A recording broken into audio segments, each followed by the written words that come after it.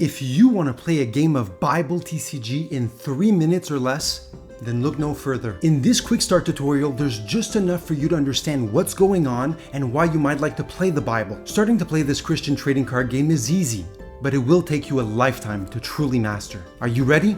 Let's start. The first player to reach 20 Bible points wins. You gain points by playing Bible verses, which are the 50 cards of your deck. There are two kinds of verses. One is an event, which does something and then goes away, and the other is a being, which is placed on the storyline and can interact with others. The most straightforward way of gaining points is by using one of your beings and challenging the opponent directly. But more on that in just a moment, because first, let's take a closer look at Bible verses. We have Great White Throne. At the top, you have its name, its cost to play, and how special or common it is. Then you have its artwork, what it does, its scripture, its age, its type, and some more information below. Beings have 2 extra stats at the bottom. Now let's take Gigantic Behemoth. To their left is their strength, how much damage they can deal. And to the right is their hope, how much damage they can take. Alright, now that you understand the cards, let's see what a game looks like. After deciding who goes first, both players will draw 7 verses and will draw 1 more at the start of each turn. When you start, you'll choose 1 verse from your hand to become faith from now on. These will be your resources to play. Each turn your faith is restored, so as the game goes on, you'll be able to play increasingly more powerful events and beings. But not all faith is the same, because each verse comes from 1 out of the 9 Bible ages. So to play a verse from one particular age, you're gonna need at least 1 verse of that same age as faith. Events are simple. When you play them, you do what it says, and then you exile them. Beings are different.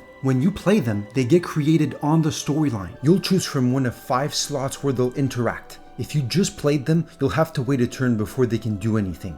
Beings can challenge once per turn. When 2 beings trade, they both deal damage equal to their strength to each other's hope. If any being's hope goes down to 0 or below, that being is exiled and leaves the storyline. A being's range is how far they can challenge. All beings can reach the 5 slots directly in front of them. So beings at the center of the storyline have the most range, while beings at the far corners of the storyline can only reach 3 of those slots. Now your beings can always reach your opponent, unless they have an enemy being directly in front of them. In that case, you'd need to move somewhere else where nothing is blocking them. To move a being, you slide them horizontally to an open slot on your storyline, but you can't move them through your other beings, and you can only do it once per turn. Sometimes you'll see a special keyword that describes an ability, like Prophecy, which does something when a being is created. Protect, which forces all enemy beings to deal with that being first. Or even Discern, which lets you choose between 2 different outcomes. But don't worry about memorizing all of this, because you can play Bible TCG online,